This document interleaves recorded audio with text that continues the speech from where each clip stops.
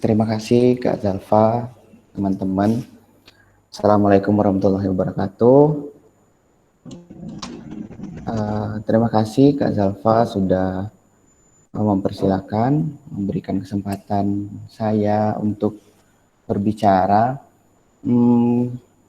Mungkin kalau dilihat dari track record tadi, pekerjaan, terus uh, bisnis yang dikembangkan, mungkin lebih ke apa ya? Lebih concernnya ke penelitian, bukan penelitian, ke karya fiksi. Nah, jadi untuk malam ini kita membahas tentang penelitian ilmiah. Nah, itu merupakan pengalaman pertama bagi saya. Mungkin kalau kita bahasnya bukan penelitian, kita bahasnya tentang buat buku, buat novel, puisi dan lain-lain itu mungkin sudah terbiasa. Namun untuk malam ini karena kita bahasnya ilmiah, penelitian kualitatif, mungkin nanti kalau ada kesalahan atau beberapa pertanyaan teman-teman yang tidak bisa terjawab, mungkin kita bisa diskusi sama-sama. Jadi kalau misalkan tidak maksimal, uh, saya mohon maaf. Nanti mungkin bisa ditambah sama teman-teman yang tahu sama jawabannya gitu. Boleh di share screen, Kak?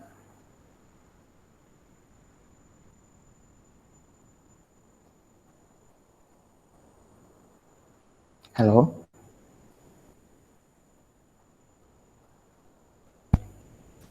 Suara saya terdengar nggak ya? Bagaimana Kak Ainun? Apakah ada kendala? Terdengar jelas Kak Rifki. Ya, boleh di full screen. Ya Kak, sementara. Ya Kak, sementara. Ya Kak, sementara. Ya Kak, sementara. Ya, metode penelitian kualitatif. Kita mulai. Next slide.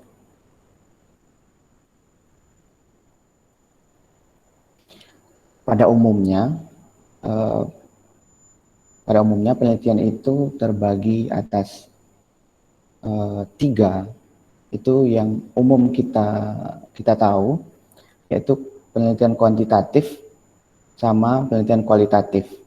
Yang mana penelitian kualitatif dan kuantitatif itu jika digabung akan menghasilkan satu penelitian baru, yaitu mixed method namanya. Namun nanti untuk penelitian kualitatif nanti akan disampaikan oleh pemateri yang lain di esok hari. Dan malam ini kita akan fokus pada penelitian kualitatif. Nah, dari teman-teman kita di kampus, di luar, di instansi yang lain, mungkin banyak perdebatan antara penelitian mana sih yang paling bagus, penelitian kualitatif, kuantitatif, atau penelitian apa. Nah, sebenarnya tidak ada yang lebih bagus dan tidak ada yang lebih jelek di antara penelitian-penelitian tersebut. Nah, yang membedakan adalah bagaimana penelitian itu tepat guna, tepat sasaran dan digunakan pada tempatnya. Misalkan kuantitatif. Kalau kita bicara angka, ya jawabannya kuantitatif. Tapi kalau kita bicara tentang deskriptif, fenomena sosial, dan lain sebagainya, kita berbicara tentang kualitatif. Nah, jadi mindset tentang kuantitatif itu hanya orang-orang pintar yang bisa, kualitatif itu sulit karena penelitiannya panjang, itu tidak benar. Itu kembali kepada kita pengen meneliti apa. Yang sudah dijelaskan oleh materi yang sebelumnya, itu kan ada pemilihan judul. Bagaimana kita memilih judul, bagaimana kita memilih tema, penelitian yang akan kita lakukan, terus studi literatur yang sudah kita lakukan. Nah, tibalah saatnya kita menentukan apakah penelitian kita akan masuk ke kuantitatif kah atau kualitatif. Begitu. Jadi, stigma yang mengatakan bahwa kuantitatif itu lebih baik dari kualitatif atau sebaliknya, itu tidak benar. Yang ada adalah tingkatan penelitian yang ada di kuantitatif ini, 1, 2, 3, 4. Dan tingkatan penelitian yang ada di kuantitatif 1, 2, 3, 4. Itu yang ada. Namun untuk membandingkan antara kuantitatif dan kualitatif itu tidak ada yang lebih baik dan tidak ada yang lebih buruk. Next.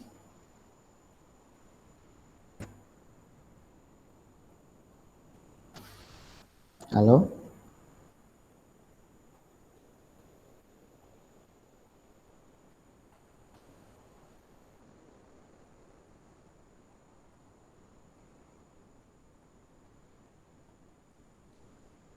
Boleh dilanjut, Kak?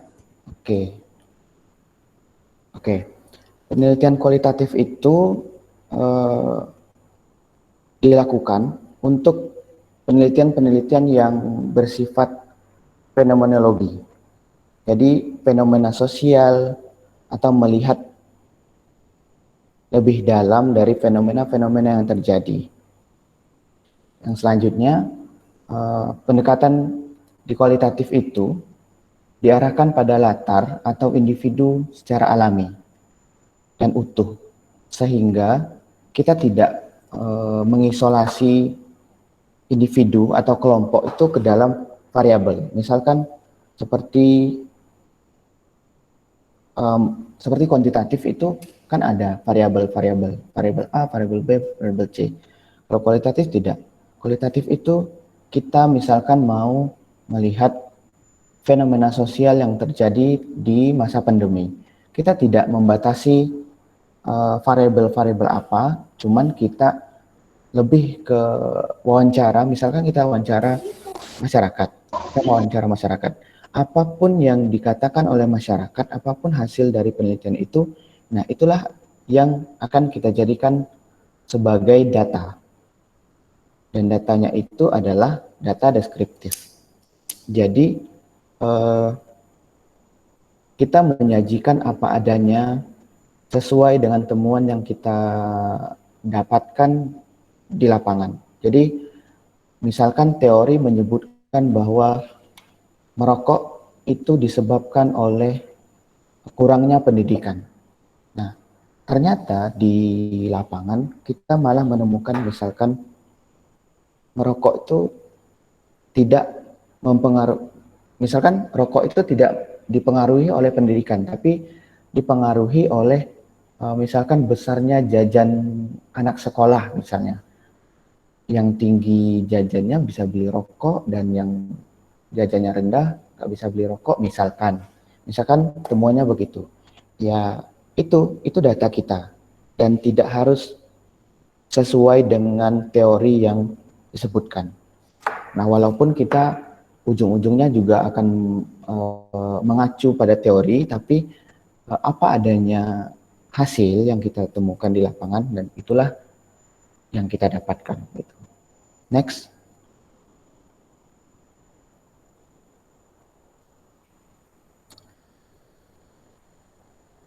Nah, banyak asumsi dari mahasiswa atau peneliti yang mengatakan bahwa kualitatif itu sulit dan memakan waktu yang lama.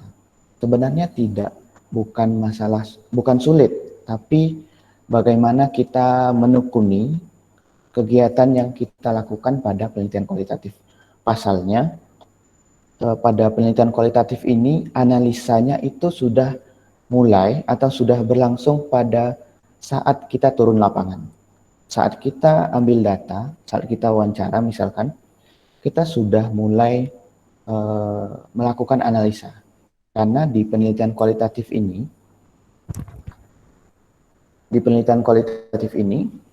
instrumen penelitian itu adalah si peneliti itu sendiri. Jadi kita harus punya kesabaran yang ekstra, kepekaan terhadap lingkungan, terus kreativitas kita dalam menulis, menanggapi informan misalkan. Nah, jadi dalam penelitian itu kita harus memahami apa yang akan kita lakukan, apa yang kita tanyakan, memahami apa yang informan jawab, masyarakat jawab, dan kita harus bisa mengembangkan apa yang dijawab. Misalkan kita tanya tentang rokok lagi. Misalkan kita tanya tentang rokok, kenapa masyarakat itu merokok? Nah, masyarakat itu menjawab karena bapaknya juga merokok. Nah, kita harus bisa mengembangkan dari pertanyaan itu dan jawaban itu. Misalkan kita kembangkan lagi, oh, emangnya bapaknya tidak melarang merokok, atau emangnya bapaknya menganjurkan merokok, atau sebagainya. Nah, jadi kita dalam penelitian kualitatif itu kita mengembangkan sendiri, kita mengembangkan pertanyaan-pertanyaan hingga kita dapat informasi yang kita inginkan. Boleh dibesarkan, Kak?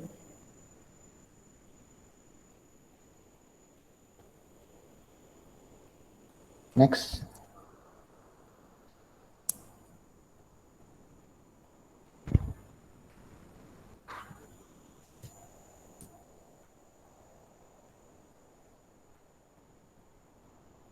Nah, seperti yang saya sampaikan tadi, kualitatif itu adalah penelitian yang menjawab fenomena sosial.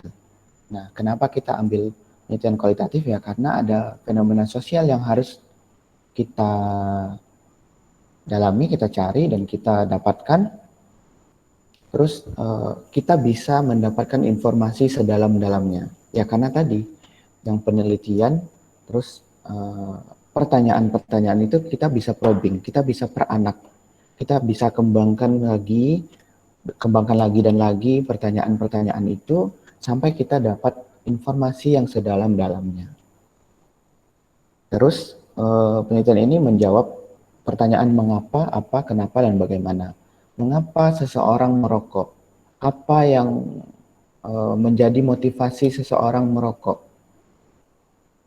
Terus bagaimana seseorang bisa merokok, atau bagaimana seseorang bisa berhenti merokok?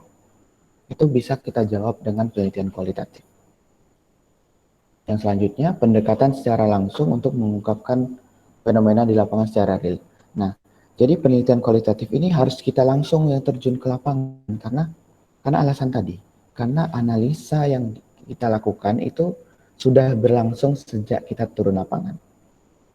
Nah, ini sebenarnya juga berkaitan dengan pekerjaan saya yang sekarang. Walaupun saya tidak berkecimpung di dunia jurnal atau artikel atau yang lain, namun saya berkecimpung di dunia penulisan karya fiksi.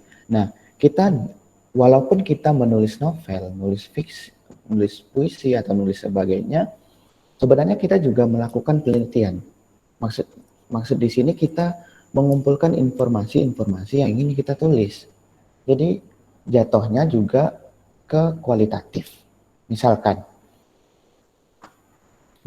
kita pengen nulis novel tentang seorang ayah yang meninggalkan ibunya, misalkan broken home. Nah, kita harus tahu dulu bagaimana rasanya jadi si anak. Bagaimana cara kita merasakan itu? Ya, kita harus melakukan penelitian kualitatif ini. Kita harus wawancara mendalam, observasi ke orang-orang yang merasakan itu. Misalkan ada teman atau orang lain yang tidak kita kenal, yang dia adalah anak broken home misalnya, orang tuanya sudah berpisah. Jadi kita bisa cari informasi sedalam-dalamnya, sedetail-detailnya kepada si anak tersebut, supaya kita bisa kita bisa menulis apa yang ingin kita tulis. Nah, jadi sebenarnya dalam keseharian kita juga ternyata penelitian ini juga berguna walaupun tidak secara akademik. Walaupun penelitian itu tidak kita lakukan secara akademik, nah, jadi bisa dalam buku, novel, dan sebagainya bisa. Lanjut.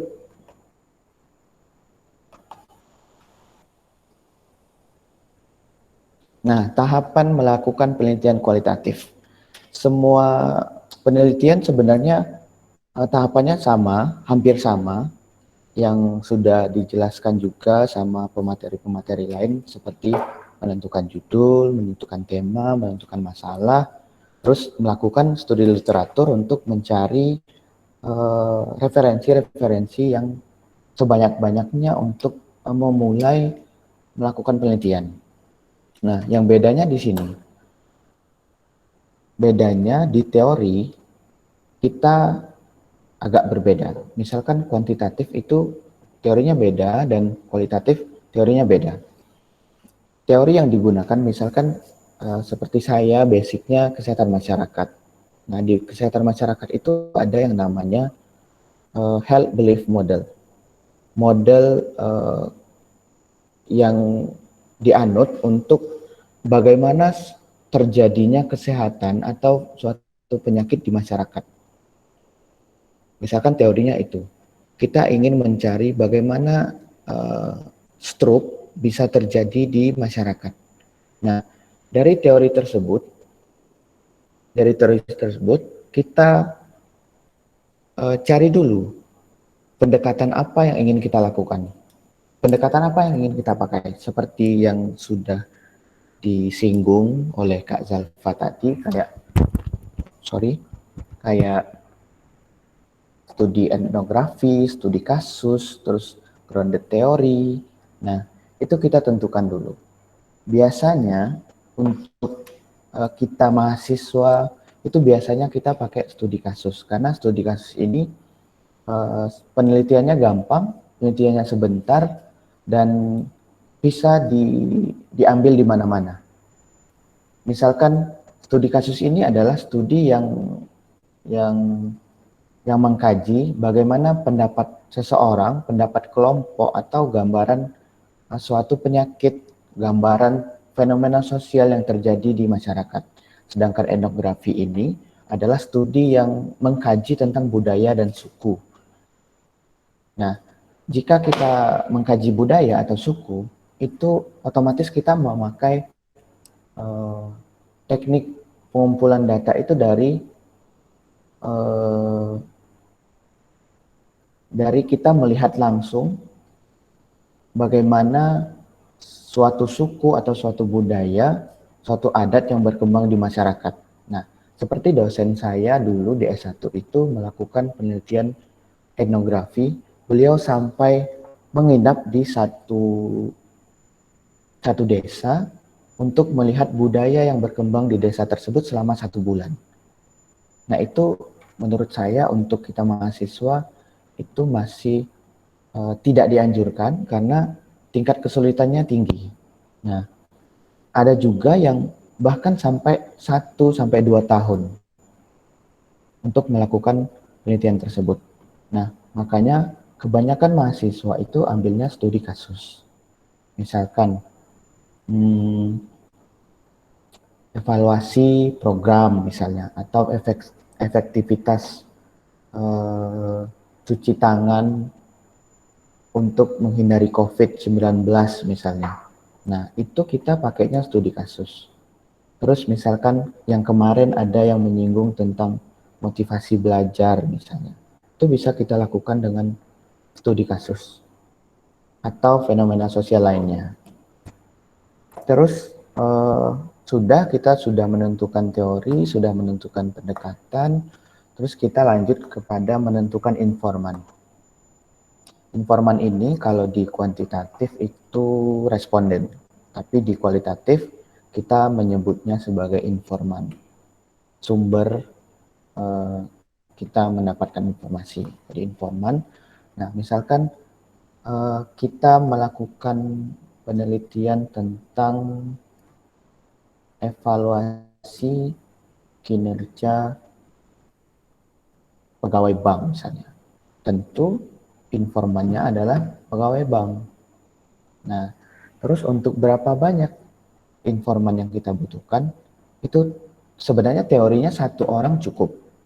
Tapi kadang ada beberapa dosen atau dosen pembimbing itu yang meminta kita untuk ambil 3, ambil 5, atau 7, atau 8 gitu. Atau 9. Nah, tapi dianjurkan jumlah informan itu ganjil. Karena sebenarnya penelitian kualitatif itu akan baik apabila informasi yang kita dapatkan itu sampai jenuh. Maksudnya ketika kita tanya satu orang, misalkan dia jawab A, terus kita tanya lagi orang kedua, dia jawab A, otomatis jawabannya tidak bervariasi, otomatis jawabannya cuma A. Nah, kita tanya lagi ke orang ketiga, jawabnya B misalnya. Tanya lagi ke keempat, jawabnya B. Kalau 4 genap, otomatis 2 orang yang B, 2 orang yang A, itu kesimpulan penelitian kita tidak bisa dapat kesimpulan. Nah, jadi kita harus sampai misalkan yang kelima B, keenam lagi masih B, 7 masih B, sudah cukup. Karena kita sudah bisa menyimpulkan bahwa sebenarnya dari informan-informan kita tanya itu mereka cenderung ke B. Jadi sudah cukup ke 7 orang. Nah, cuman ada beberapa dosen pembimbing yang memang request, oh kamu ini saja, kamu 11 ya, kamu 13 gitu. Jadi tergantung pembimbing. Jadi minimalnya 1, maksimalnya tidak terbatas. Tuh. Terus metode sampling. Metode sampling itu ada purposif. Purposif itu kita yang menentukan, misalkan kita tanya yang pegawai bank tadi, misalkan kita pengennya kepala bank, kepala cabang itu 1. Terus kita pengennya CS 3. Terus kita pengennya pegawai administrasi 1 misalnya. Terus bendahara 1 misalnya. Itu kita yang tentukan. Tapi kalau yang kedua itu snowball. Snowball itu seperti salju mengguling. Jadi salju itu kalau mengguling semakin lama semakin besar. Nah, ini biasanya tidak juga dianjurkan. Namun kita punya batas tertentu, misalkan kita sanggupnya 7 orang, kita sanggupnya 9 orang. Kalau snowball ini dia harus berhenti ketika memang informasi itu tidak bisa diambil lagi. Misalkan yang kita ambilnya etnografi ya, tentang budaya misalnya. Pertamanya kita wawancara satu warga desa, terus kita tidak bisa mendapatkan informasi yang kita inginkan, lanjut ke 2, 3, 4, dan seterusnya, sampai kita mendapatkan apa yang kita inginkan. Nah, itu snowball, akan mengguling-guling. Misalkan kita pengen cari bagaimana sih sebenarnya penyakit diare itu terjadi. Nah, kalau misalkan kita dapat informan yang sama sekali tidak pernah diare misalnya, walaupun tidak mungkin ya, misalkan dia tidak pernah diare. Nah, kita harus cari yang lain. Kita harus cari sampai kita ketemu orang-orang yang benar-benar paham betul sama si diare ini. Itu yang snowball. Terus sasaran penelitian itu sudah kita jelaskan tadi. Misalkan kita sesuaikan tema. Kalau temanya rokok, ya sasaran kita perokok aktif. Dan kalau memang kita mau membandingkan sama perokok pasif. Terus misalkan kita pengen melihat bagaimana kehidupan seorang lansia, ya kita cari informasinya yang lansia, jangan yang masih remaja gitu kan, tidak tepat sasaran. Terus tempat. Nah, tempat ini kita tentukan, misalkan kita di Solo misalnya. Kita yang menentukan tempat. Tapi kalau bisa kita dari studi literatur ini kita sudah bisa menentukan tempat dari sana. Karena misalkan DM, di mana wilayah yang DM-nya tinggi, di situ kita ambil. Karena itu akan jadi daya tarik tersendiri dan penelitian kita akan kuat. Untuk dosen pembimbing pun kita juga akan lebih mudah untuk tembus proposal atau skripsi kita. Terus instrumen penelitian ini sebenarnya kan sudah kita bahas tadi, instrumen penelitian ini sebenarnya adalah peneliti itu sendiri, tapi ada tambahan yang akan kita gunakan seperti misalnya alat perekam atau kamera kalau diperlukan, terus pena, buku untuk catatan lapangan, terus misalkan alat lain kita pengennya tripod misalnya, itu penelitian instrumen tambahan. Terus metode pengumpulan data. Nah, metode pengumpulan data ini ada berapa ya? Metode pengumpulan data yang pertama ada wawancara mendalam. Nah, biasanya paling banyak dipakai wawancara mendalam. Yang seperti yang saya jelaskan tadi, wawancara mendalam ini adalah kita mewawancarai langsung kepada informan, mewawancarai langsung sedalam-dalamnya.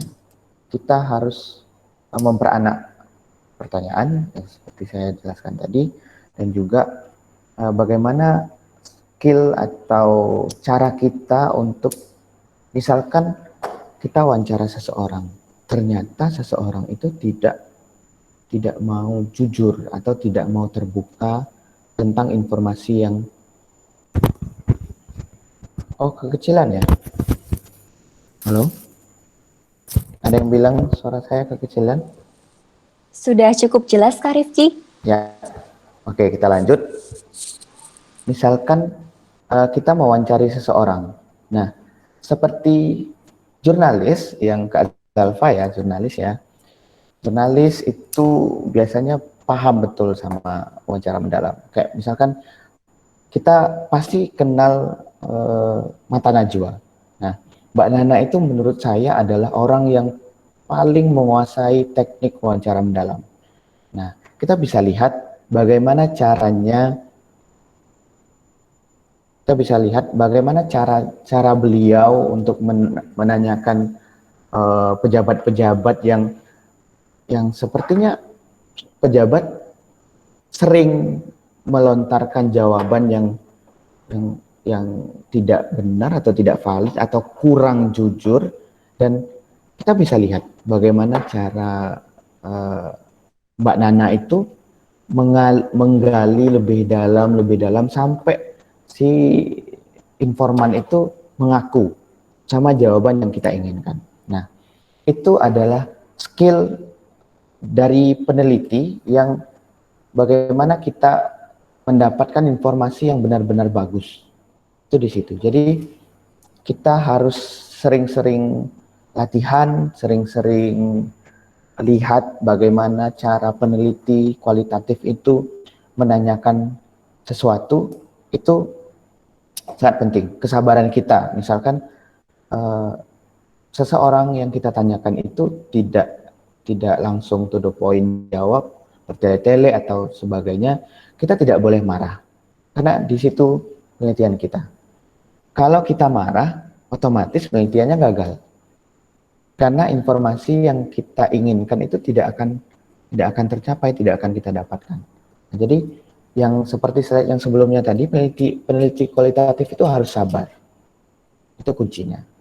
Terus ada yang namanya observasi. Nah, seperti yang etnografi tadi, observasi itu kita lakukan, kita mengamati seseorang atau satu kelompok untuk melihat, misalkan kita mengamati satu suku, misalkan suku di Jambi ya, suku suku Minang lah misalkan. Kita mengamati suku Minang, bagaimana mereka mengambil keputusan dalam adat pernikahan misalnya. Atau kita mengamati bagaimana proses kerik gigi di Mentawai, di suku Mentawai. Atau kita misalkan mengamati bagaimana pengasingan ibu hamil di suku Papua, di Papua. Nah, jadi dari awal proses budaya tersebut kita amati. Misalkan kerik gigi. kita memang harus tinggal di sana, kita observasi, misalkan kita tinggal di sana. Ini sebenarnya jurnalis itu udah keseharian mereka. Nah, kita bahas lagi, misalkan kerik gigi. Kita tinggal di sana untuk melihat bagaimana proses kerik gigi yang ada di Mentawai. Misalkan upacara adat yang mereka lakukan, terus kita lihat bagaimana mereka melakukan kerik gigi, terus bagaimana proses selanjutnya, itu observasional. Terus ada metode lain yaitu studi dokumen. Nah, misalkan seperti apa sih namanya yang jurusan yang lihat-lihat fosil itu? Nah, itu studi dokumentasi. Nah, mereka menyimpulkan dari temuan-temuan yang mereka dapatkan, misalkan foto prasasti, foto tulisan-tulisan kuno. Nah, di situ penelitian kualitatif secara studi dokumen. Terus ada lagi cara lain yaitu focus group discussion. Focus group discussion ini biasanya dilakukan untuk 30 sampai 60 orang. Tapi kalau misalkan di mahasiswa biasanya ada beberapa dosen yang memaklumi misalkan 10 atau 20 orang. Misalkan dalam penelitian kesehatan kita pengen lihat bagaimana respon masyarakat tentang pandemi COVID misalkan. Nah, di sana kita perlu 10 orang atau 30 orang masyarakat plus fasilitator. Misalkan fasilitatornya adalah dokter, terus epidemiolog yang mengerti tentang COVID, terus ada perawat atau bidan yang mengurusi pasien COVID. Nah, di situ akan mulai diskusi. Dari fasilitator atau moderator, kita akan membuka suara. Kita buka diskusi bagaimana pendapat saudara-saudara tentang pandemi COVID-19 misalkan. Di sana, tugas peneliti hanya mengamati dan mencatat jawaban-jawaban yang dilontarkan oleh peserta fokus group discussion. Nah, di situ double, ada mengamati, ada juga mencatat isi-isi dari jawaban tersebut. Terus ada satu hal yang lupa, apa ya? Alat perekam.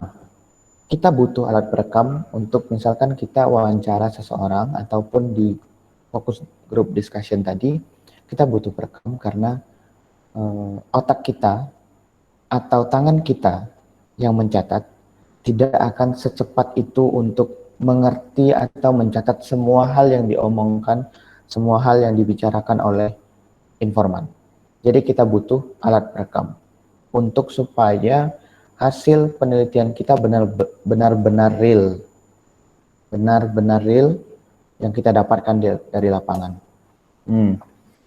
Terus untuk selanjutnya kita sebelum kita melakukan wawancara tersebut, sebelum kita melakukan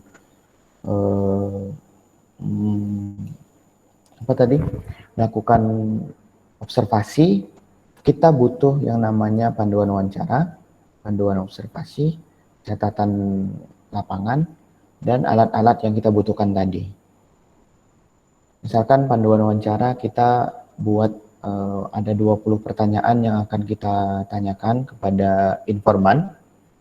20. Nanti dari 20 ini yang kita akan kembangkan di lapangan. Terus untuk analisa dan hasil. Yang terakhir, analisa dan hasil. Seperti yang saya katakan tadi, analisa dimulai sejak kita pertama turun ke lapangan. Jadi analisanya langsung sampai kita menuliskan hasil. Itu analisanya masih berjalan. Terus kita perlu transkrip atau verbatim lagi, tuangkan isi rekaman yang sudah kita rekam tadi ke dalam kertas atau ke dalam Word. Boleh kita tuangkan semuanya, nanti kita beri kode. Misalkan eh, kita buatnya seperti percakapan. Misalkan penanya atau peneliti kode kita kasih kode P misalnya. Terus informan kita kasih kode I. Nah, terus keterangan dari transkrip tadi kita harus buat keterangan siapa yang kita wawancara, kapan waktu wawancara, terus tanggal berapa kita wawancara, dan suasana saat wawancara. Misalkan lagi hujan, panas, atau sedang ada ribut, terus atau lagi masak, itu perlu kita tuliskan untuk analisa nanti. Jadi kita misalkan, oh ternyata ibunya tidak bisa menjawab dengan terbuka karena beliau sedang masak. Itu bisa jadi analisa. Terus kita setelah semuanya itu kita salin semuanya ke transkrip, kita salin semuanya ke transkrip. Nah, untuk transkrip itu di Word itu di kertas kita harus catat semuanya secara real. Apapun yang informan katakan, walaupun itu bahasa Jawa, bahasa Sunda, bahasa Padang, bahasa Arab atau bahasa apapun itu, kita harus tulis. Jadi kita tidak mengartikan ke Indonesia, kita tidak mentranslate ke Indonesia, tapi kita tulis yang real. Misalkan kita tanya nenek-nenek yang tidak bisa berbahasa Indonesia, yang beliau cuma bisa bahasa Jawa misalnya. Kita tulisnya bahasa Jawa. Kita tulis bahasa Jawa. Nanti ketika kita menganalisis, barulah kita translate ke Indonesia. Terus misalkan ada suara motor, kita tulis dalam kurung, ada suara motor. Terus misalkan informannya mikir, kita tulis dalam kurung, mikir atau pause 3 detik misalnya, atau 10 detik. Itu akan mempengaruhi analisa kita nanti. Terus kita salin ke matriks. Matriks ini itu tabel yang kita susun. Misalkan dari 20 pertanyaan itu, kita akan kumpulkan dari 3 informan misalnya. Jadi misalkan pertanyaan pertama, kenapa seseorang itu merokok? Nah, jadi dari 3 informan, dari 3 transkrip yang sudah kita buat tadi, kita masukkan ke dalam matriks. Jadi kita kumpulkan di satu. Jadi kita mengelompokkan pertanyaan-pertanyaan yang sama dengan informan yang berbeda. Nanti akan memudahkan kita dalam menulis hasil dan pembahasan di skripsi kita atau di penelitian kita. Terus barulah kita menuliskan hasil penelitian. Di hasil penelitian itu kita menggunakan bahasa kita membahasakan atau kita mendeskripsikan hasil, terus dibantu atau diperkuat oleh kutipan-kutipan yang ada dalam transkrip atau yang sudah kita transform ke matriks tadi. Jadi misalkan ternyata di budaya di suku Mentawai, kerik gigi itu dianggap sebagai kecantikan. Jadi gadis atau perempuan atau wanita yang sudah dikerik giginya itu dianggap cantik menurut suku Mentawai. Misalkan begitu.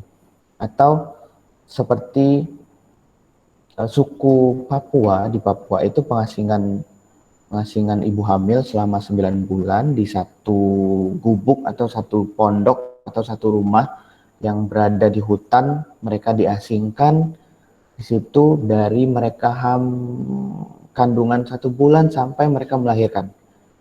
Nah, misalkan kita catat hasilnya begini, ternyata menurut kepercayaan suku atau adat di Papua itu mengatakan bahwa ibu hamil itu eh, apa ya kemarin, ibu hamil itu akan diganggu setan atau itu akan membawa malapetaka misalkan.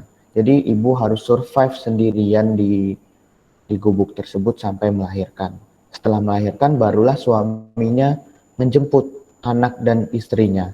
Nah, kita perkuat eh, deskripsi itu dengan jawaban yang sudah kita dapat dari misalkan kepala suku. Bikin kutipan di bawahnya. Misalkan kepala sukunya jawab, oh iya, itu kita asingkan, itu sudah sesuai adat kita karena ibu hamil itu dianggap banyak roh jahat yang ada di sana, jadi menimbulkan atau membawa malapetaka, misalkan kutip, misalkan begitu. Itu kata si kepala sukunya misalkan. Lanjut sampai selesai. Kita lanjut sampai penelitian sampai ke pertanyaan 20. Begitu. Hasilnya begitu. Nanti kita tarik kesimpulan bahwa misalkan di suku tersebut memang memang hal itu sudah dilakukan atau dilaksanakan dari beratus tahun yang lalu. Nah, terus kesimpulannya tidak boleh mengeneralisasikan ke semua suku. Nah, ketika kita meneliti suku Papua atau suku Mentawai atau suku Dayak, ya kesimpulannya hanya berlaku untuk suku tersebut. Jadi tidak disamakan ke semua suku. Terus misalkan mengapa seseorang itu merokok? Orang satu dengan orang dua itu akan berbeda. Jadi kita tidak bisa menarik kesimpulan untuk semua orang. Itu salah satu kelemahan kualitatif. Lanjut.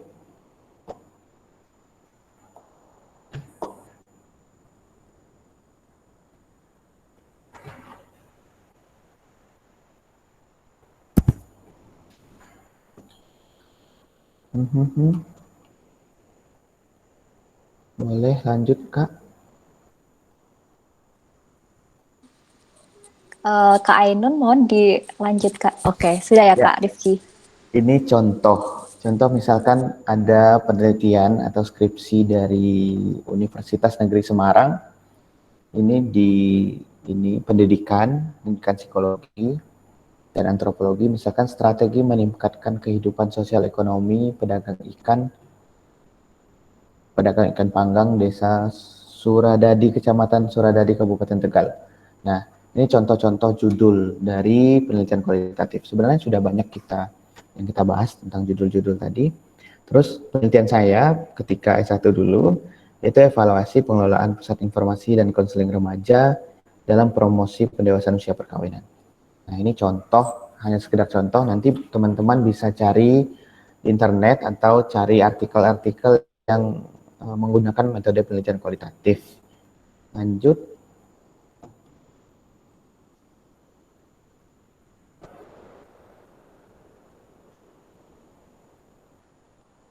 Nah, ini kelebihan dan kelemahan. Kelebihannya, penelitian kualitatif ini kita interpretasikan secara deskriptif. Dan kita bisa mendapatkan informasi secara dalam, secara detail, itu kelebihannya. Terus penelitian lebih subjektif. Jadi peneliti itu menentukan sendiri hasilnya. Kalau peneliti bisa memandang suatu fenomena dari berbagai sudut pandang, maka hasilnya akan lebih bagus. Lain jika peneliti itu hanya melihat dari satu sudut pandang, itu akan berdampak buruk dengan hasil. Terus efektif jika digunakan untuk mencari tanggapan dan pandangan. Seperti yang sudah kita bahas tadi, misalkan pandangan seseorang tentang rokok, tanggapan tentang ibu hamil tadi, itu kita bisa gunakan untuk menggali lebih dalam tentang pandangan dan tanggapan informan. Terus ada pemahaman khusus dalam menganalisa data. Nah, ini kelebihan dari kualitatif. Kita sebenarnya dari mulai kita mengumpulkan data, dari mulai kita melakukan wawancara, melakukan observasi, dan melakukan yang lain, pengumpulan data yang lain, kita sudah punya pemahaman khusus. Jadi dari awal kita melakukan penelitian itu kita udah paham. Sebenarnya kita udah paham dengan apa yang kita dapatkan. Jadi pada saat analisa itu sudah sangat gampang untuk menginterpretasikan hasil. Karena kita lakukan sendiri. Kita lakukan sendiri dari awal. Jadi kita lebih paham dan lebih mengerti apa yang akan kita tulis dan apa yang akan kita interpretasikan, apa yang akan kita tampilkan di hasil. Terus kelemahannya yaitu peneliti bertanggung jawab secara penuh terhadap apa yang disampaikan informan. Nah, jadi ada etik di penelitian. Penelitian itu kan punya etik. Jadi di penelitian kualitatif itu ada etik yang kita tidak boleh menyebarkan informasi yang kita dapatkan dari peneliti, dan kita tidak boleh menyebutkan atau menceritakan siapa yang kita teliti dan siapa yang kita wawancarai. Karena itu akan mengganggu privasi seseorang. Misalkan saya wawancara Kak Zalfa misalkan tentang kekerasan dalam berpacaran misalkan. Nah, jika saya tidak sensor nama Kak Zalfa, otomatis orang-orang tahu, oh ternyata Kak Zalfa pernah dipukuli sama pacarnya. Itu akan berdampak dengan privasi seseorang.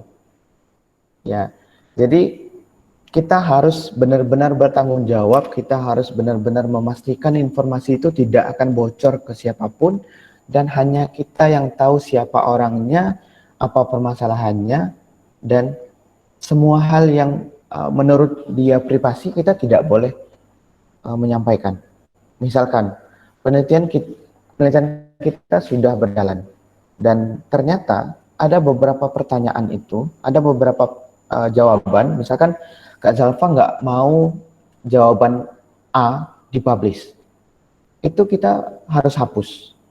Itu hak dari hak dari informan. Nah, jadi ribetnya di sana. Kita harus cross check lagi ke informan, kalau ada informan yang salah omong, atau informan yang keceplosan, atau informan yang mikir-mikir lagi, ini nggak usah dipublish deh, ini nggak usah ditayangkan deh, ini nggak usah dilihatkan di hasil deh. Nah, itu yang memakan waktu yang lama. Terus ukuran penelitiannya kecil. Maksudnya kecil di sini kita tidak bisa melakukan penelitian untuk misalkan jantung. Kita tidak bisa ambil 300 informan atau 400 informan dalam waktu yang singkat. Nah, itu kelemahannya. Kalau kita skripsian, tentu kita ingin melakukan penelitian yang sebentar, memakan waktu yang sedikit, memakan biaya yang sedikit juga. Jadi saya kira ini lebih efektif karena penelitian kualitatif tidak membutuhkan informan yang banyak, tidak membutuhkan populasi yang besar, tapi untuk beberapa peneliti, misalkan profesor atau yang lain, atau peneliti-peneliti lain, itu menemui kendala di sini. Mereka tidak bisa melakukan penelitian kualitatif secara besar-besaran. Terus ini, Penelitian kualitatif itu tidak efektif jika digunakan untuk meneliti keseluruhan meneliti keseluruhan populasi. Kalau seperti kuantitatif kan bisa, misalkan total sampling, misalkan ingin melihat hubungan antara merokok dengan jantung misalnya. Di kuantitatif bisa. Di kuantitatif bisa kita ambil semua, misalkan di desa A, kita ambil semua orang yang merokok di desa A, bisa. Tapi kualitatif tidak, karena akan memakan waktu dan biaya yang besar. Oke, next.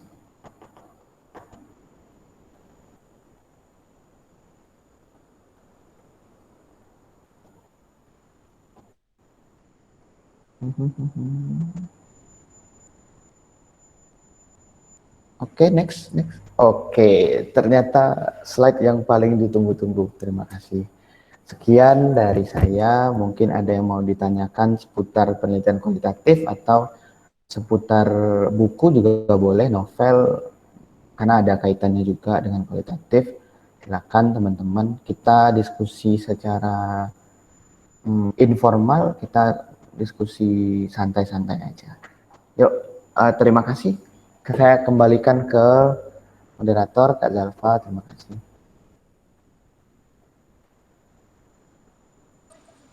Baik, terima kasih Kak Rifki atas pemaparan yang sangat menarik ya teman-teman dan juga bermanfaat bagi kita semua. Baik teman-teman yang ingin mengajukan pertanyaan bisa melalui kolom chat izin bertanya, begitu ya. Namun sebelum dari teman-teman Kak Rifki, saya ada pertanyaan juga nih. Kan kita membahas mengenai penelitian kualitatif ya. Apakah memungkinkan jika penelitian kualitatif itu digabung dengan penelitian kuantitatif? Dan jika bisa, apa saja sih kendala yang mungkin ditemui? Terima kasih. Oke, terima kasih. Pertanyaannya bagus sekali. Seperti yang kita bahas tadi di awal, penelitian kuantitatif dan kualitatif itu jika digabung akan menjadi penelitian mixed method. Jadi mixed method itu ada beberapa. Misalkan penelitian kualitatif yang disambung dengan kuantitatif atau kuantitatif yang disambung dengan kualitatif. Misalnya gini, kita ingin melihat, misalkan kita mau lihat rokok lagi ya, lagi-lagi rokok. Oke, kita melihat rokok. Misalkan kenapa seseorang itu merokok, bagaimana seseorang itu bisa merokok, bagaimana apa yang mereka rasakan terhadap rokok, terus apa dampak dari merokok bagi mereka. Nah, misalkan kualitatifnya sudah dapat kualitatifnya, baru kita analisis lagi kuantitatif. Misalkan jawaban-jawaban yang kita dapatkan dari penelitian kualitatif yang di awal itu kita jadikan variabel pada kuantitatif. Jadi kita analisis lagi. Atau sebaliknya, kuantitatif dulu, baru kualitatif. Tapi biasanya lagi-lagi tidak dianjurkan karena misalkan temanmu kualitatif, terus temanmu satu lagi kuantitatif, dan kamu itu bebannya 2 kali itu, 2 temanmu itu bebannya 1 di kamu gitu. Maksudnya ya kita 2 kali penelitian dalam 1 skripsi misalnya. Jadi sebenarnya untuk skripsi, kalau untuk skripsi lebih baik cari yang mudah tapi menarik. Jadi kalau mau kuantitatif ya kuantitatif, kalau mau kualitatif ya kualitatif. Karena resikonya nanti akan berdampak pada keterlambatan wisuda atau sidang. Ntar ini kan terhambat, sidangnya terhambat, wisudanya terhambat, jodohnya juga terhambat gitu kan. Gitu, itu sih. Sama biaya juga akan lebih tinggi. Itu Kak Zalfa. Oke, baik, sudah paham. Jadi mendingan satu fokus begitu ya, Kak? Ya, benar sekali. Oke, karena Mungkin sudah Kak. ada beberapa pertanyaan di room chat, langsung saja ya Kak, saya bacakan. Yang pertama ada dari Nadia Prasiska. Assalamualaikum Bang Rifki, saya Nadia ingin bertanya, apakah penelitian kualitatif ini tepat dan efektif dilakukan oleh mahasiswa prodi pendidikan pada masa pandemi COVID-19 ini, di mana sekolah masih tutup dan pembelajaran masih daring? Lalu kira-kira bagaimana solusi yang tepat terkait permasalahan pemilihan penelitian untuk skripsi di masa pandemi ini? Terima kasih Bang Rifki. Ya, langsung Ya, dijawab. silakan dijawab Kak Rifki. Oke. Ya. Nah, saya tanya dulu ke Nadia. Nadia pengennya ambil apa?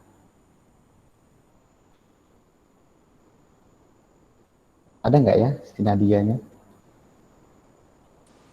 Bisa diketik karena dia. Rencananya Ya, misalkan di pendidikan itu Kak Nadia itu pengen ambil apa misalnya? pinginnya ngambil kualitatif sih awalnya, Bang. Nggak, misalnya maksud saya temanya. Karena kita tidak Oh, bisa gini, untuk penelitian itu kita tidak bisa kayak ya aku mau kualitatif, aku mau kuantitatif. Enggak. Tapi apa temanya, terus apa yang ingin kita ambil, apa yang ingin kita temukan atau dari penelitian itu kita pengen apa. Nah, baru bisa kita tentukan oh ini kualitatif, oh ini kuantitatif itu. rencana sih pengen ngambil tentang pendidikan jarak jauhnya gitu, Bang. Pendidikan daring gitu, daring. Ya, implementasi dari pendidikan jarak jauh di masa pandemi ini gitu, Bang. Oke, bisa sebenarnya. Nah, kemarin itu kebetulan saya pernah bantu teman yang pendidikan juga. Dia itu ambil pendidikan efektivitas eh, perkuliahan sejarah, mata kuliah sejarah pada masa pandemi COVID-19. Itu bisa. Misalkan kita kalau di masa pandemi, misalkan kita berada di daerah zona merah ya, misalkan pada zona merah, kita bisa lakukan penelitian by phone atau menggunakan aplikasi-aplikasi lain yang bisa merekam, kayak misalkan uh, Anchor, itu biasanya digunakan untuk podcast, itu sebenarnya bisa dimanfaatkan untuk melakukan penelitian kualitatif ini. Misalkan kita pakainya itu ya, atau by phone sekalian. Telepon kita bisa, misalkan kita ambil 5 orang siswa. Nanti pertanyaannya palingan kita misalkan nanya bagaimana pendapat siswa tentang perkuliahan daring, terus kita bandingkan dengan perkuliahan offline. Nah, jadi kita bisa temukan permasalahan di situ. Sebenarnya mereka suka nggak sih? Atau efektif nggak menurut mereka kuliah daring? Atau hmm, mereka nangkep nggak kalau kuliahnya daring? Atau ada yang malas-malasan, tidur-tiduran, matiin mic, matiin kamera, tidur, masih pakai baju tidur atau masak gitu kan? Itu sebenarnya jadi kendala kendala kuliah daring kan? Itu sebenarnya bisa, itu bagus. Kalau Kak Nadia mau ambil itu bagus. Lanjutkan, semangat. Gimana? Udah, segitu.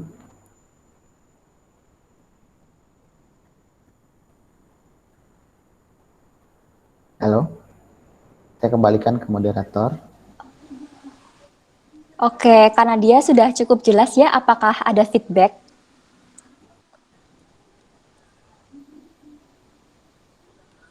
Sepertinya sudah cukup jelas ya Kak. Oke, langsung saja ya Kak Rifki ke next pertanyaan. Itu ada Oke. dari Apre pada Luita.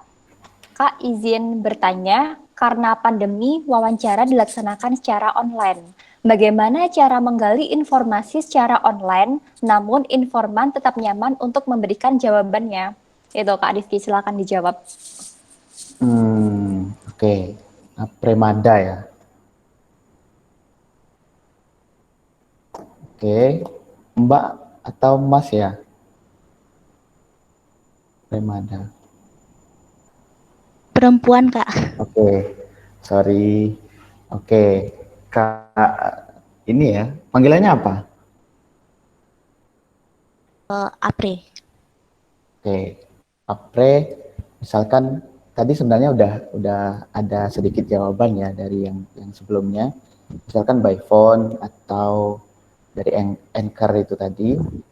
Nah, kita sebelum penelitian, nah sebenarnya kendalanya di sini di kualitatif di online di masa pandemi ini ada sedikit hal yang perlu kita improve.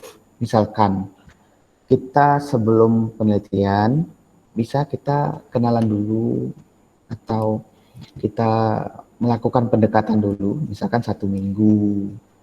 Misalkan Kak Apre melakukan penelitian kepada misalkan informannya Kak Zalfa ya. Nah, Kak Apre itu tanya dulu, misalkan chatting, halo dari mana, kenalan, terus. Nah, ketika sudah dapat feel-nya, nah baru penelitian dilakukan. Nah, itu supaya nyaman itu karena kalau kita langsung melakukan penelitian kayak ujuk-ujuk nelpon, halo Mbak, saya mau melakukan penelitian ya Mbak, nanti Mbak jawab aja, itu nanti kan bakal membuat mereka tidak nyaman. Tapi lain halnya kalau kita udah kenalan dulu, udah akrab, udah saling tukar cerita misalkan, itu itu mungkin bisa menambah kenyamanan informan untuk melakukan wawancara mendalam sama kita. Itu terus kita bisa nanya, misalkan Mbak nyamannya pakai apa? Pakai telepon kah atau video call kah gitu. Itu boleh. Nah, jadi sebelum melakukan penelitian itu ya kita harus ini dulu, kita harus improve dulu. Kita harus cari dulu celahnya di mana. Terus oh ya, tadi ada di materi itu kelupaan sebenarnya. Sebelum melakukan wawancara atau sebelum melakukan observasi, kita harus punya informed consent. Informed consent. Itu kelupaan, maaf. Persetujuan. Nah, yang mana di dalam lembar persetujuan itu kita sudah memperkenalkan diri, misalkan, halo, nama saya Muhammad Rifki Azhari dari mahasiswa UNS ingin melakukan penelitian tentang persepsi mahasiswa tentang rokok misalnya. Saya bermaksud melakukan penelitian selama 20 menit ke depan misalnya. Jadi itu hal-hal yang membuat mereka kayak, kelamaan nggak mas 20 menit? Ya udah 10 menit misalkan. Jadi ada komunikasi dulu sebelum melakukan penelitian. Terus kalau misalkan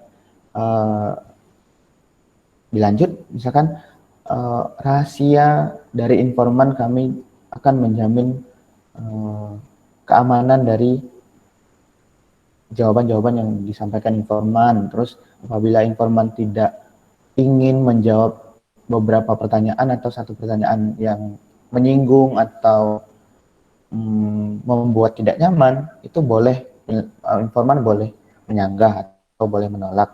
Nah, informan consent itu berisi hal-hal yang kita setujui, kita setujui bersama. Hal-hal yang misalkan informan tidak setuju, ya udah kita nggak boleh memaksakan. Nah, jadi kita sama-sama nyaman, kita nanya nyaman, informannya juga nyaman. Tuh. Gimana Mbak Kak Apre? Iya, Kak. Terima kasih banyak. Kemudian, boleh nggak saya tanya satu lagi, Kak? Boleh, 2 juga boleh. Ketika kita sudah wawancara nih, Kak, kemudian kita sampai pada tahap menganalisis data. Lalu saat analisis data itu ada pertanyaan yang terlintas gitu loh, Kak. Bolehkah kita itu menanyai lagi kepada informan itu jadi saat wawancara sudah selesai gitu, Kak. Saat kita sudah mulai menyusun analisis data, baru terpikir apakah boleh atau tidak. Oke. Oh, berarti kita sudah, misalkan kita sudah mulai transkrip ya, udah mulai transkrip, ternyata ada beberapa informasi yang kurang, ternyata ini belum ditanyakan atau ini perlu ditanyakan gitu ya. Boleh, Iya, Kak. di penelitian kualitatif itu kita bebas mau tanya 2 kali, 3 kali, itu bebas. Nah, nanti setelah penelitian itu selesai, kita sampaikan kepada informan. Mbak, Kak, Mas, Pak, Bu, seandainya ada beberapa informasi yang kurang, izin nggih, nanti bakal ditanyain ulang gitu kan. Saya izin dulu. Nah, itu boleh. Nah, nanti tinggal di transkripnya itu kita bedain, misalkan si A, informan A, otomatis wawancaranya 2 kali dong. Nah, nanti Iya. dibedakan tanggal sekian dengan tanggal sekian. Itu boleh. Malah sebenarnya dianjurkan kalau misalkan kita punya waktu yang banyak, misalkan penelitian kita seminggu udah selesai, kita pengen memperkuat penelitian kita dengan melakukan wawancara ulang, boleh. Dengan pertanyaan yang sama, boleh. Itu malah lebih bagus. Tapi misalkan kalau kita cukup satu aja, kita rasa udah bisa kuat penelitian kita, ya juga nggak apa-apa 1 kali. Itu malah akan memperkaya informasi yang akan kita dapat. Karena ya prinsipnya kualitatif itu kualitas. Prinsipnya ya kita mencari informasi sedalam-dalamnya, sebanyak-banyaknya, sedetail-detailnya gitu. Jadi boleh. Berapa kali? 1, 2, 3, 4, 5 boleh. Gitu. Iya. Baik, Kak. Terima kasih banyak Terima atas kasih kembali jawabannya. Kak Apre.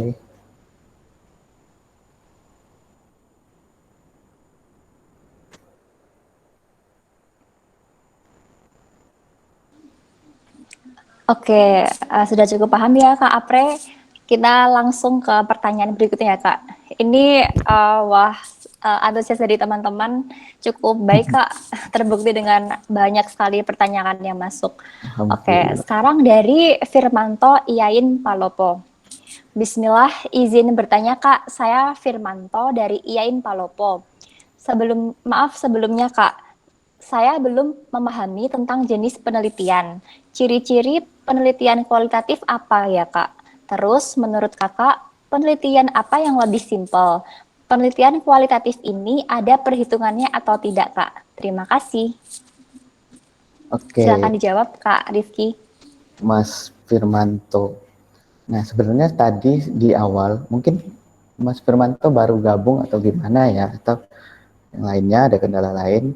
Sebenarnya kita sudah bahas di awal-awal slide tadi, kualitatif itu dia sifatnya deskriptif, Mas. Dan ciri-cirinya adalah ketika kita ingin meneliti tentang fenomena sosial, itu kualitatif. Misalkan kita bandingkan ya dengan kualitatif, dengan kuantitatif. Kuantitatif misalkan lagi-lagi dengan rokok. Saya cuman kepikiran pembahasan rokok karena itu tidak henti-hentinya, tidak habis-habisnya. Misalkan kalau di kuantitatif itu hubungan antara rokok dengan kejadian jantung misalnya. Kalau kualitatif, misalnya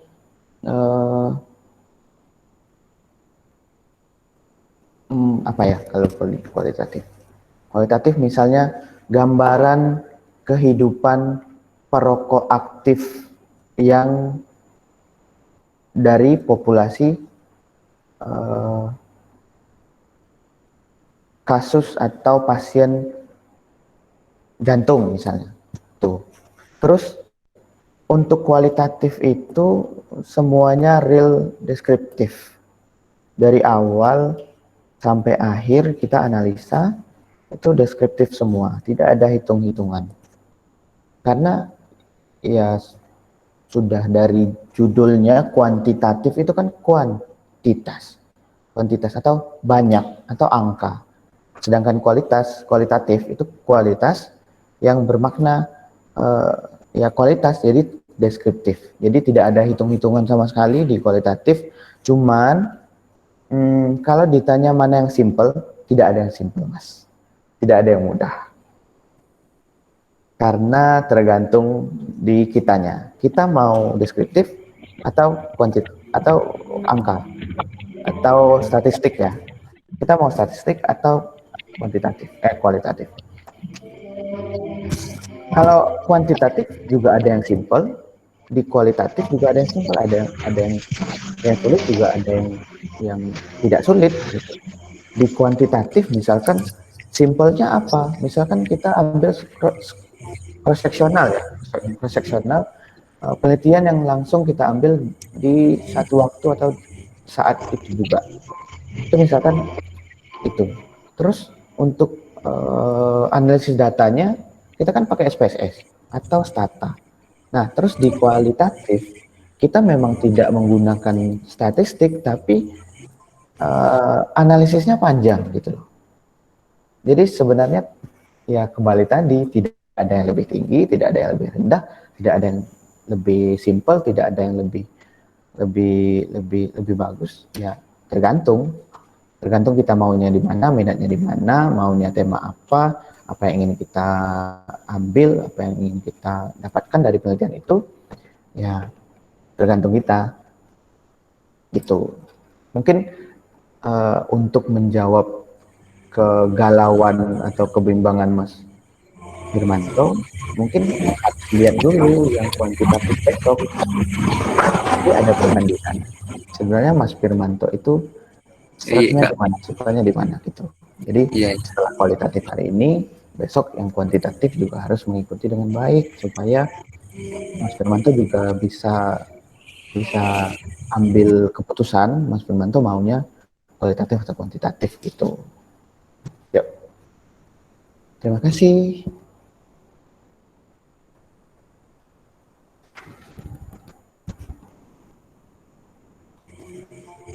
Ya, terima kasih Kak atas jawaban yang luar biasa.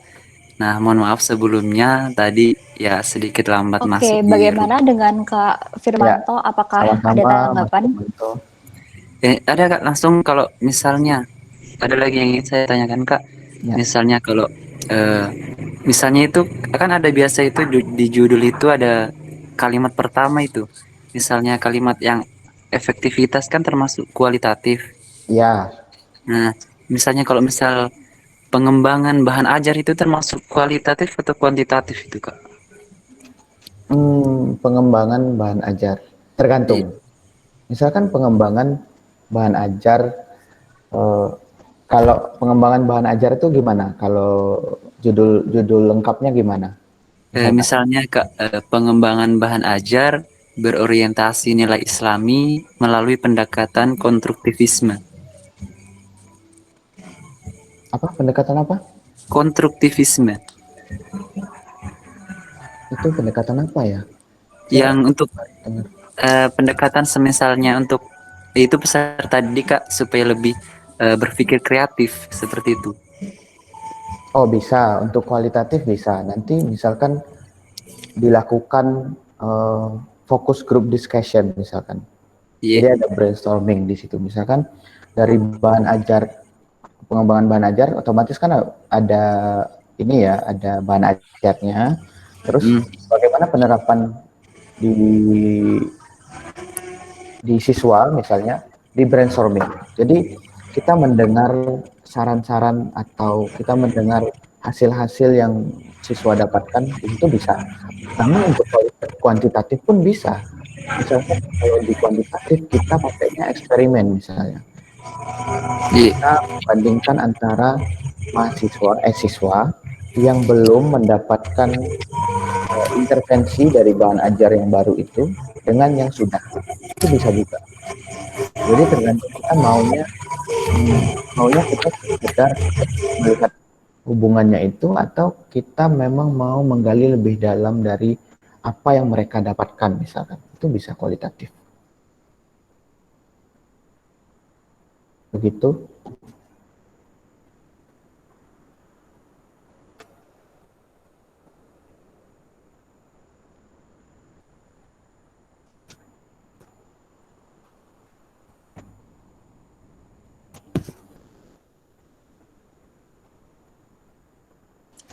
Gimana? Baik.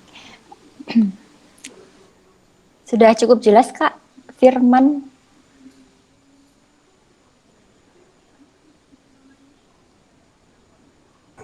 Oke, Eh, kita Hasil dari penelitian kualitatif ini Kak, itu nanti murni dari analisis deskriptif atau ada lagi tambahan studi literatur?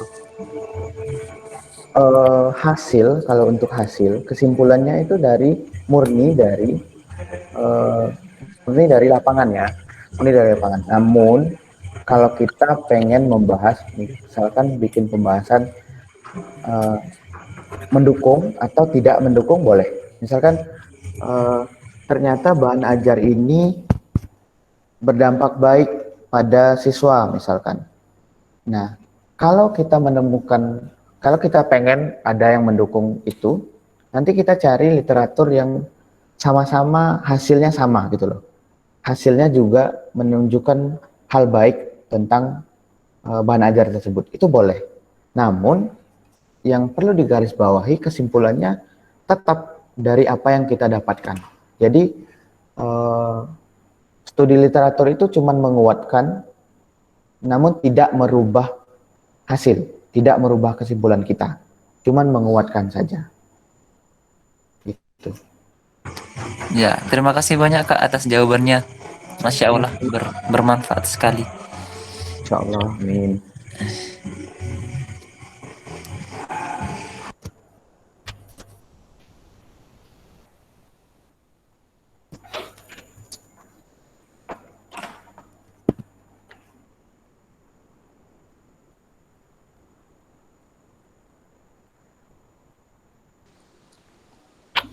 Oke, kita langsung aja ya Kak ke pertanyaan selanjutnya. Ada dari Cahyo Nugroho.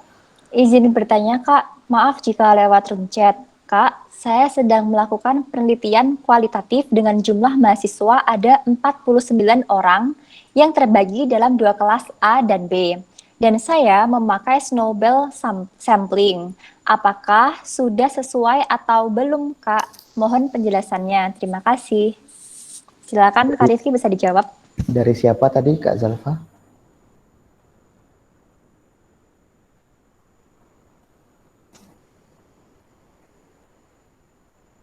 Halo? Tadi pertanyaan dari siapa Kak? Ini dari Kak Cahyo Nugroho, Kak. Kak Cahyo. Oke, untuk Kak Cahyo, untuk 49 ya? Pertanyaan dari Kak Cahyo Nugroho. 49 ya?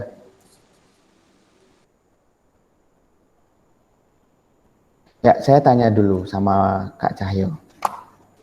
Itu 49, Kak. itu 49 orang. Iya Kak, 49 orang. Dan dua kelas itu mau diapain?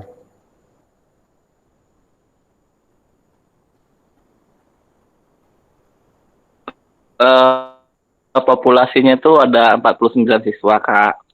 Nah di bab 3 itu saya memilih snowball sampling. Ini belum bimbingan sih ke dosen, meminta pencerahannya dari kakak gitu. Oke. Ini berarti 49 ini Kak Cahyo sendiri yang menentukan ya?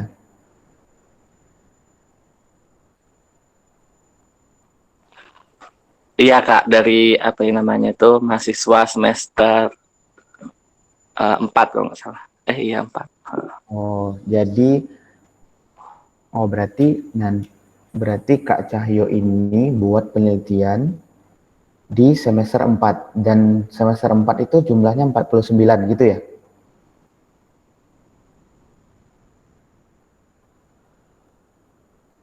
Iya benar Kak. Nah, kalau boleh tahu judul lengkapnya apa Kak? Biar kita enak, diskusinya juga enak, kita bisa interpretasikan dengan lebih baik.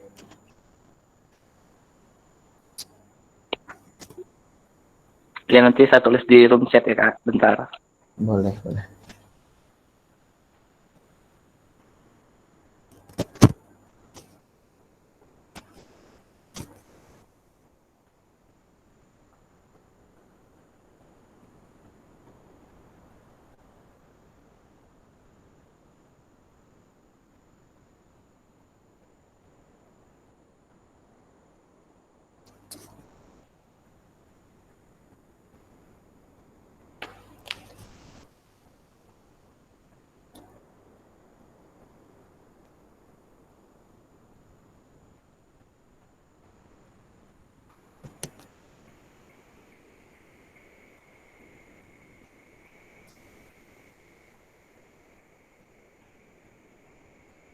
Gimana Kak Cahyo? Sudah? Halo? Belum selesai? Dia masih ini diskusi. Balik deh. Sudah Kak, sudah sakit sebelumnya. Oke, faktor demotivation student speaking. Oh, berarti faktor-faktor yang memotivasi ya, yang mempengaruhi penurunan motivasi gitu ya. Ya, penurunan motivasi Kak. Kalau faktor-faktor nanti berarti pengennya kualitatif untuk mencari apa yang Ya, menyebabkan kualitatif Kak. mahasiswa atau siswa itu motivasinya menurun gitu ya. Iya Kak. Cuma Nah, saya masih bingung yang di metode pengambilan sampelnya. oke, ini kan populasi ya, 49 ini populasi. Nah, tentu ini kan kriteria yang Kak Cahyo bikin, ini semester 4 gitu kan. Kriterianya semester 4. Nah, nanti dari populasi semester 4 ini, kalau saran saya itu ambil dulu 3 orang. Saran saya ambil dulu 3 orang karena kan belum ke ini, kan belum ke dosen ya. Kalau ambil snowball itu sebenarnya tidak perlu snowball karena ini bakal ya, karena motivasi itu ya kita sudah bisa tebak sebenarnya penurunan motivasi itu apa aja, dan tinggal kita melakukan penelitian dan mendapatkan hasil yang real kan. Nah, saran saya ambil studi kasus terus sampel awalnya itu 3 orang. Nah, ketika gini, prinsipnya penelitian kualitatif ini, kita kalau mau ngajuin judul, itu ajuin yang dari yang terendah dulu. Yang terendah dan masuk akal. Tapi kalau ngajuin satu kan enggak, ya masuk akal sih, cuman agak gimana gitu. Agak lemah. Untuk hasilnya nanti akan lemah, karena nggak ada pembanding. Nah, ajukan 3 dulu dari 49 ini. Jadi nggak bisa total sampling. Tapi kalau misalkan mau ambil 49 ini, itu jadinya fokus group discussion. Itu bakal lebih ribet daripada kita ambil wawancara mendalam. Jadi mendingan seperti itu menurut saya. Ambil studi kasus, terus sampelnya, informannya 3 orang. Nah, nanti tinggal bagaimana si dosen pembimbingmu maunya berapa. Ibaratnya kayak jual beli lah. Kita tawar dulu ke harga yang paling rendah. Nanti baru keputusannya harganya berapa gitu. Mending gitu. Ya, bagaimana?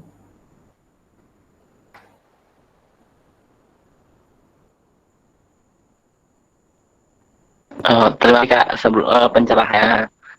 Di awal penelitian memang saya ingin mengajukan yang studi kasus, ngajuin ke dosen itu menyarankan ke deskriptif kualitatif gitu Kak. Oh, bentar.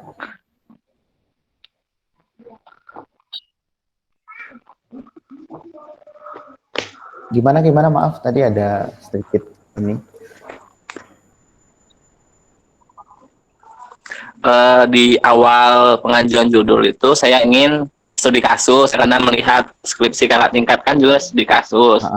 Cuma disarankan sama dosennya pas pengajuan judul itu memakai deskriptif kualitatif gitu Kak metodenya. Ya.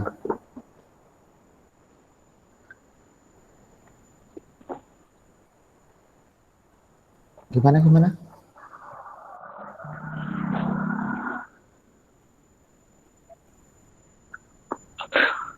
Oh, iya. Gak apa-apa. Studi deskriptif kualitatif.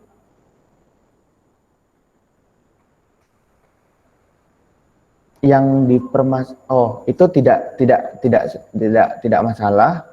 Cuman yang saya permasalahkan yang sampelnya tadi. Sampel yang kebanyakan. Terus kalau bisa yang itu tadi, yang 3 tadi. Kalau untuk studinya juga nggak apa-apa, kalau mau deskriptif kualitatif juga nggak apa-apa.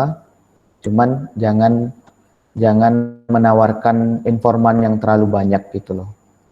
Karena itu akan berdampak pada kebaikan Anda dan kebaikan mata Anda untuk tidur atau tidak gitu kan.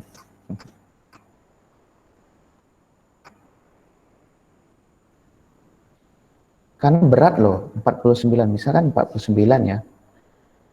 Dari pengalaman saya, itu saya dulu 14, saya dulu menawarkan 3, terus naik lagi ke 7, terus tiba-tiba naik 11, terus tiba-tiba naik 14, 15. Nah, satu informan saja saya wawancara selama 1 jam lebih. Untuk transkripnya, transkrip kita ngetik, mendengarkan hasil wawancara itu terus kita ketik, itu bisa satu orang itu bisa 4 jam. Nah, bisa dibayangin 15 informan itu kita ketik semuanya tuh rasanya udah gimana? Apalagi kalau 49 kan, mau sampai kapan? Kapan mau selesai gitu? Maksudnya mending menyelamatkan diri untuk menawarkan hal yang paling kecil, untuk menawarkan informan yang paling kecil dulu. Ya, ujung-ujungnya bakal sesuai dengan kemampuan kita. Kalau misalkan bapaknya minta tetap 49, kita ajukan keberatan. Kita misalkan, karena ini kan tergantung pada kesanggupan kita. Daripada kita tidak selesai, mending kita negosiasi gitu. Tapi untuk ini penelitiannya nggak apa-apa. Cuman yang dipermasalahkan jumlah informan tadi.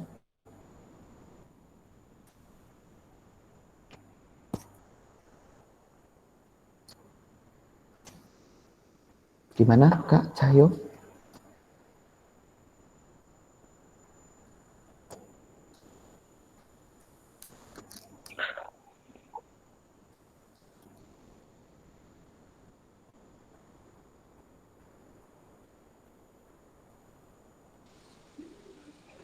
Terima kasih Kak jawabannya. Ya. Oke, pertanyaan dari Kak Cahyo sudah terjawab ya. Ada lagi pertanyaan nih Kak dari Kak Mustabeshirah Arif. Izin bertanya Kak, bagaimana menentukan bahwa judul yang kita ambil itu penelitian kualitatif atau kuantitatif? Silakan Kak Rifki.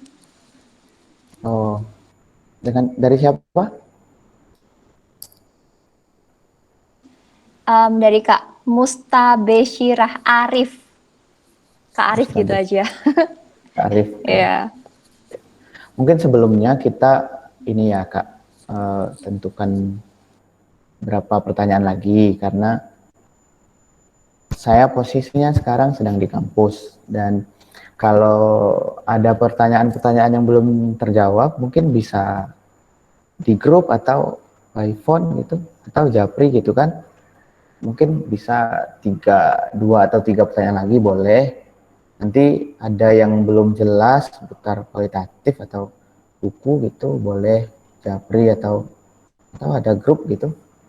Karena tadi sepakatnya setengah 9 ya. Gitu. Gimana Kak?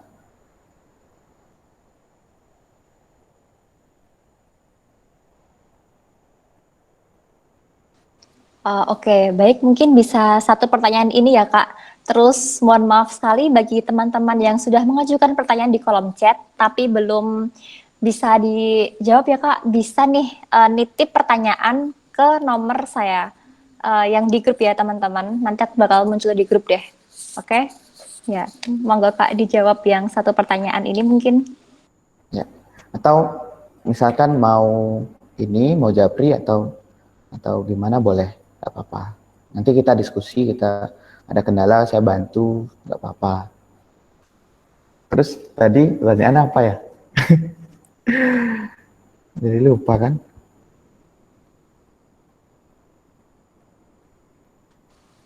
Ini Kak, bagaimana menentukan bahwa judul yang kita ambil itu penelitian kualitatif atau kuantitatif?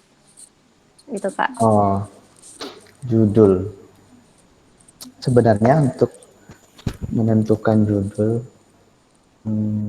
sebenarnya bukan judul dulu baru penelitian kualitatif, tapi tema dulu baru kita menentukan ini mau tema, terus kualitatif atau kuantitatif, baru judul. Maksudnya kalau kita mau kualitatif, baru kita membuat judul, bukan dari judul baru kuantitatif atau kualitatif. Tapi pada umumnya yang kuantitatif itu biasanya hubungan atau faktor risiko, faktor determinan, sama aja ya. Hubungan ini dengan ini misalnya, hubungan jarak baca sama kejadian mata minus, itu kuantitatif biasanya. Terus kalau yang kualitatif misalkan evaluasi, efektivitas, gambaran sosial, atau apa ya kalau yang mungkin lebih caranya gini, mungkin lebih misalkan Kak Arif jurusannya apa, nanti baca contoh-contoh judul atau contoh-contoh artikel yang menyangkut dengan penelitiannya itu, menyangkut dengan prodinya. Jadi nanti bakal gimana ya? Jadi nanti kita bakal tahu, oh kualitatif ini, atau kadang ada yang menulis gini, studi kualitatif (2) fenomena kerik gigi di Mentawai, itu bisa. Atau studi kasus fenomena ini dalam kurung studi kualitatif, ada. Nah, tapi kebanyakan itu. Kalau kuantitatif biasanya hubungan-hubungan, faktor-faktor, karena kuantitatif itu kan ada variabel yang mempengaruhi dan dipengaruhi. Kalau kualitatif enggak, kualitatif itu bebas. Dia variabelnya bebas, tidak terikat, semuanya tidak terikat. Nah, biasanya kualitatif ya itu motivasi, kinerja, efektivitas, evaluasi, fenomena, terus studi kasus, studi kualitatif biasanya kalau di depan. Itu untuk mengidentifikasi judul ya. Tuh. Bagaimana Kak? Apakah ada tanggapan dari Kak Arif? Oke, sudah cukup jelas ya Kak Mustabesyarah Arif. Oke, karena waktu sudah terbatas ya teman-teman, mohon maaf sekali.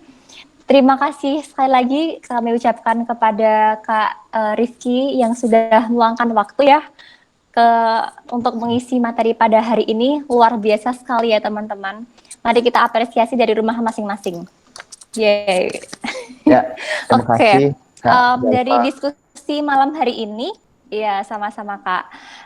Ini ya teman-teman, ada beberapa poin yang dapat saya simpulkan.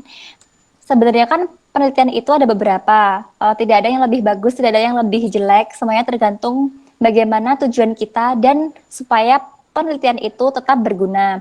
Nah, dari kualitatif sendiri, hal ini bertujuan untuk memahami realitas sosial atau melihat lebih dalam dari fenomena yang terjadi. Dan juga penelitian ini tuh biasanya berkaitan dengan fenomena sosial, kemudian mengetahui informasi lebih mendalam terhadap suatu fenomena, dan menjawab pertanyaan mengapa, apa, kenapa, dan bagaimana. Nah, pendekatannya pun secara langsung. Benar begitu ya, Kak Rifki? Ya, betul sekali. Oke, langsung saja Kak, bisa memberikan closing statement kepada kami supaya lebih mendalam gitu ilmu yang kami dapatkan. Oke, sebelumnya terima kasih kepada teman-teman yang masih stay sampai sekarang, dari jam 7 tadi sampai sekarang, dan mohon maaf karena keterbatasan waktu kita harus berpisah, tidak semua pertanyaan bisa dijawab. Nah, mungkin nanti solusinya mungkin bisa titip pertanyaan ke Kak Zalfa atau langsung WA ke saya juga nggak apa-apa. Terus nanti kita akan bantu kesulitan-kesulitan teman-teman semua. Kalau saya bisa, saya bantu, saya sempat, saya bales. Dan closing statement ya. Penelitian kualitatif itu sebenarnya gampang-gampang sulit. Dibilang gampang tapi sulit, dibilang sulit tapi gampang. karena gampang dilaksanakan tapi waktunya lama. Terus apa ya? Kalau kita ingin, sebenarnya yang seperti saya bilang tadi, kalau kita ingin jadi peneliti kualitatif, kita harus banyak baca, harus banyak tonton video-video bagaimana cara orang berdiskusi, bagaimana cara orang bertanya kepada seseorang. Dan saran saya yang paling bagus itu ya itu tadi, Mbak Nana, itu bukan peneliti sih, itu adalah proses bertanya, interview yang secara mendalam itu di situ. Jadi sosok Mbak Nana itu sangat kental dengan kualitatifnya. Jadi bagi teman-teman semangat mau penelitian kualitatif itu bagus, mau kuantitatif juga bagus. Jadi jangan sampai ada stigma atau statement atau mindset bahwa penelitian ini lebih jelek dari ini lebih bagus dari ini. Enggak, semuanya sama, tergantung tujuan kita, tergantung passionnya kita, tergantung kesukaannya kita apa. Dan terakhir, semoga teman-teman yang lagi semester akhir bisa cepat selesai, yang awal-awal bisa mengerti dan cepat mengajukan judul, bisa riset awal dulu tentang judul atau penelitian yang akan dilakukan. Semangat semuanya, terima kasih, selamat malam, assalamualaikum warahmatullahi wabarakatuh.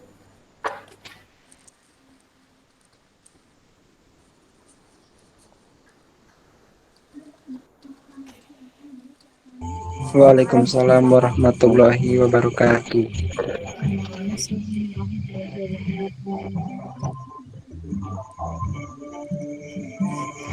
Waalaikumsalam warahmatullahi wabarakatuh. Oke, terima kasih sekali lagi kepada Kak Rifki ya, yang telah menyampaikan closing statement untuk kita semua.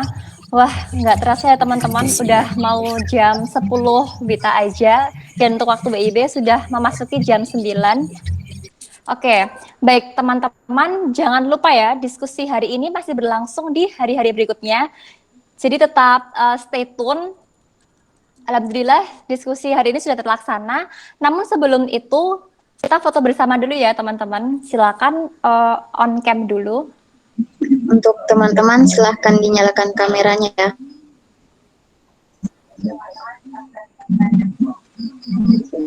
Oke, masih ada yang mau on cam lagi nggak ini? Sudah ya sepertinya. Baik.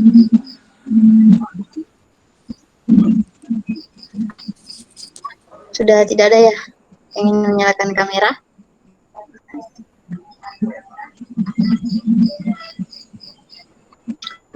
Oke, dengan hitungan ketiga ya teman-teman. 1, 2, 3. Oke, sekali lagi. 1, 2, 3. Oke, terima kasih. Oke, terima kasih teman-teman, Kak Zelfa.